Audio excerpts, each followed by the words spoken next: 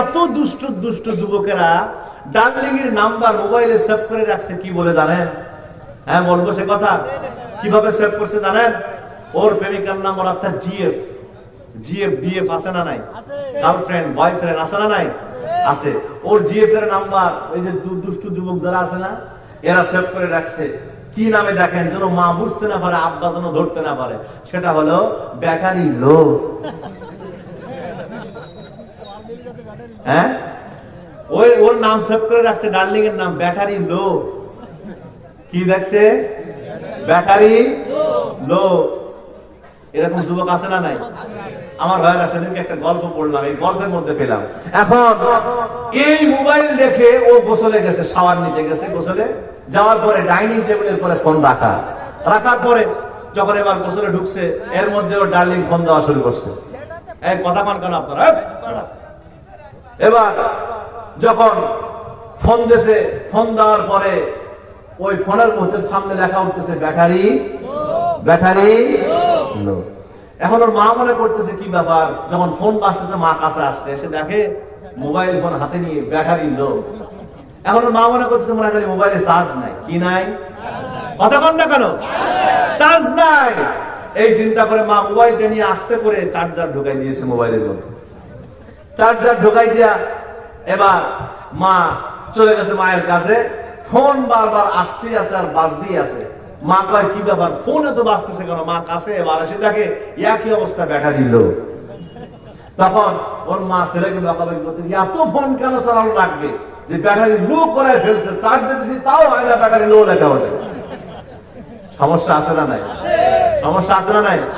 এবার গোসলখানা থেকে যখন বের হয়েছে, বের হয়ে দেখে, বের হওয়ার পরে মা বলতেছে এত ফোন কেউ চালায়, ব্যাটারি ফোন চার্জ দিতেছি তাও ব্যাটারি লো লেখা ওঠে, দেখতো কি অবস্থা। এবার ওর ফোনটা হাতে নিয়ে মায়ের দিকে আড়ে আড়ে চায় আর চিন্তা করতেছে, হায় রে আজকে দিনের মতো বাসছি, আয়াতুল কুরসি পড়ে সমস্ত গায়ে শুধু ফু দিতেই আছে। এরকম দুষ্ট আছে না নাই? কথা কয় না পাবলিক? আছে না নাই? আছে। দুষ্ট খুব চালাক যুবকেরা এখন।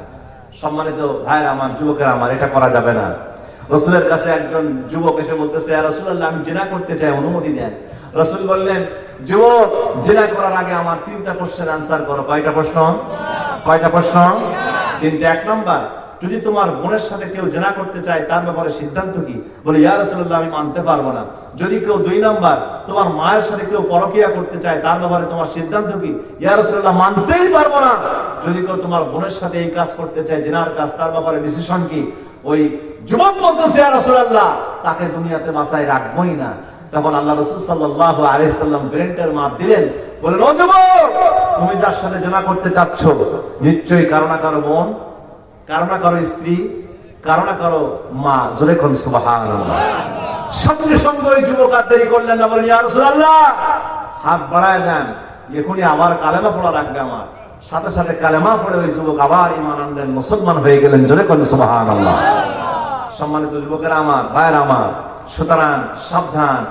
যে মেয়ের দিকে তুমি কোন নজরে তাকাও, ও যদি তোমার বোন হতো তোমার কি লাগতো? অন্য ছেলে যদি তাকাতো এরকম কোন নজরে, খারাপ লাগতো কি লাগতো না? লাগতো কি লাগতো না? আল্লাহ তাআলা আমার যুবক ভাইদেরকে এই বুঝ দেখ। জোরে কোন আমিন। আর জোরে বলি আল্লাহুম্মা আমিন। আর মায়েরা, যতই আপনারা নিজেদেরকে পর্দায় রাখতে পারবেন ততই সম্মান বাড়ায় দিবেন কে? জোরে কোন না কেন কে? আল্লাহ। যতই বেপর্দায় হবেন আপনার সম্মান ততই কমতে থাকবে। আচ্ছা, কলা যদি আপনি ছিলে দেন আর ওই সেলা কলার পরে যদি মাছি মশা বসতে থাকে, কেউ কিনবে? কিনবে? কিন্তু কলা যদি সেলা না থাকে দেখতে সুন্দর লাগে কিনা? লাগে কিনা? যে না কেনে সেও চায়।